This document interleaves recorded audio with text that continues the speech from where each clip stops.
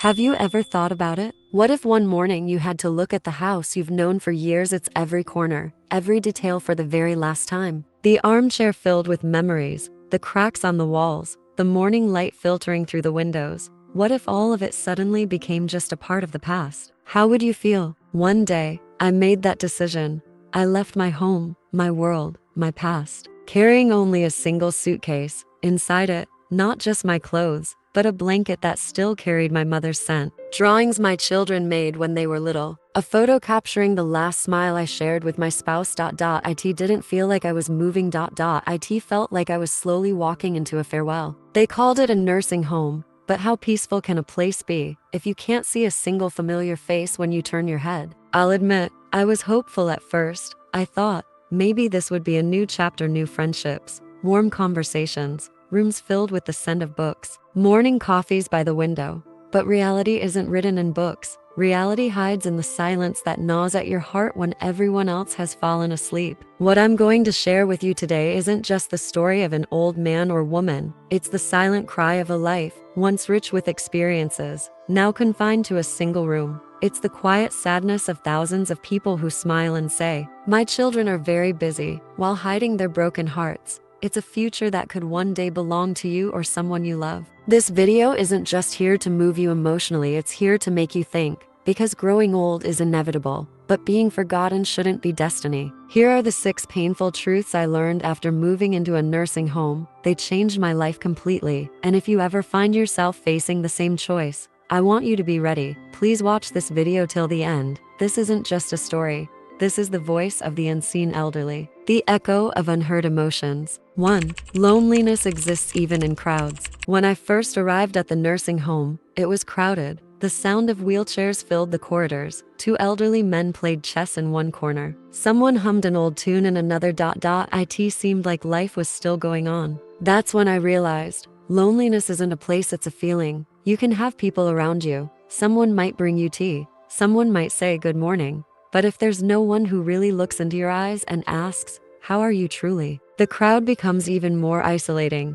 Here, many people want to share their stories, but few truly listen. There are conversations, but no real connection. And when there's no sharing, even the busiest rooms can feel like deserts of emptiness. I used to be afraid of being alone, but it turns out the deepest loneliness is when people are near yet no one really sees your soul. 2. Memories don't move with you. When I left my home, I told myself, what matters is what's inside you. A few beloved items, a couple of photos, an old radio. I thought they'd be enough. But when I arrived here, I realized memories don't live in objects. They live in the sounds, the smells, the small details of a place. The morning coffee on the balcony, the old stool tucked in the kitchen corner, the sound of children running from room to room. All of that stayed behind. Here, everything is neat, clean, organized. But one morning you wake up and realize the window is different. The sounds are different. No one here remembers your old habits. And no one asks, why do you always listen to that song? No matter how beautiful a place is, if your memories aren't there, it always feels a little foreign. The past doesn't fit into a suitcase. Here, there's just a room, but it can't hold the lifetime you lived, and that realization weighs heavier than you expect. 3. Time moves slower here. Time flows differently here. The day begins, breakfast is served, then lunch. Everything happens according to a schedule, but after a while, you stop counting hours and start counting feelings. Days pass, but sometimes they don't really move forward. You look at the same walls, walk down the same hallway, sit in the same chair. Time progresses physically, but sometimes your spirit stays stuck. In the past, days used to fly by. There was always something to do, somewhere to be, someone to meet.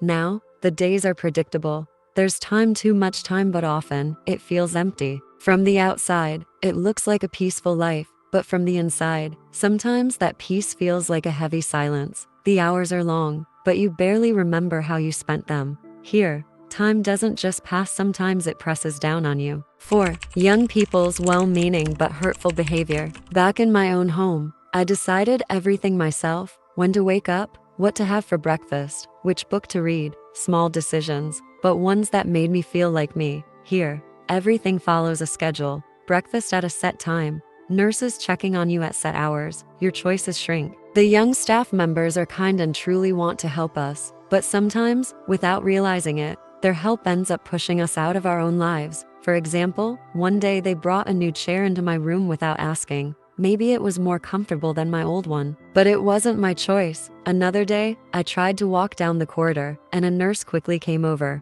"Please sit down. You shouldn't tire yourself." I tried to explain I was fine, but it didn't matter. Over time, you realize there's a fine line between helping and seeing someone as helpless. Even the best intentions, if not paired with respect for your autonomy, slowly chip away at your sense of self. Here, I've seen it with others too. Some of my friends want to make their own beds but aren't allowed. Everything is done for us, but sometimes, what we really need is to do things ourselves. I used to ask for things without hesitation. Now I hesitate. Would this be too much trouble? And that's how, under the shadow of good intentions, you slowly feel yourself slipping out of control of your own life. 5. Out of sight, out of mind. Before moving here, I saw my family almost every day. My children would call, my grandchildren would visit on weekends. We shared meals, laughed together. I was a part of their daily lives. When I first arrived here, they visited often, every weekend. Someone would come, we'd go out, chat for hours.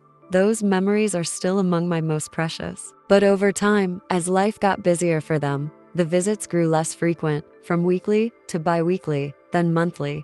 You hear the same story from others here. Everyone says the same. Visits are frequent at first, but slowly fade.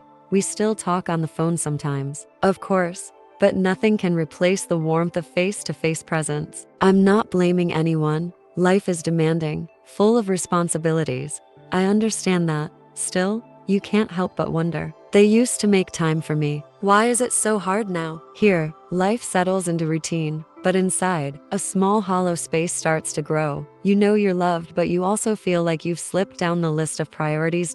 In short, being out of sight doesn't necessarily mean being out of heart, but the distance grows, and you can't help but notice. 6. Valuing someone is different from caring for them. At the nursing home, your physical needs are fully taken care of. Meals come on time, rooms are cleaned, health is monitored. The staff are kind and helpful, they do their best. But over time, you realize being cared for is not the same as being valued. Someone can bring you a meal, but not care how your day is going. Someone can change your bed sheets, but never ask how you're feeling. Physical comfort is important, but emotional connection is what makes you feel alive. I talk to many people here. We all agree on this. To feel truly valued, it's not enough just to live. You need to feel that your existence means something. A simple conversation, a sincere smile, a genuine "how are you today?" These things are like medicine, because they show that you are seen, heard, and remembered, not just maintained. This place is peaceful. Yes, but peace alone isn't enough. You need purpose.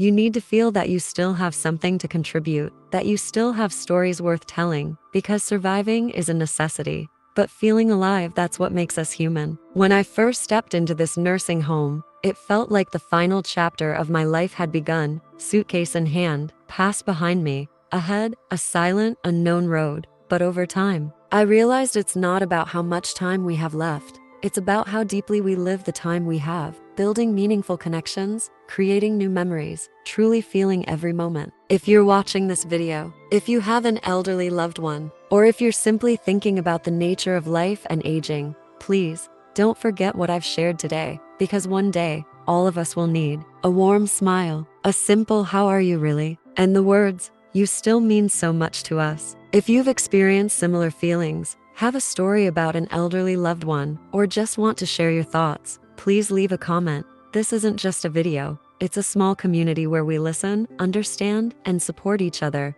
Remember, we are not alone, and together, every stage of life becomes more meaningful.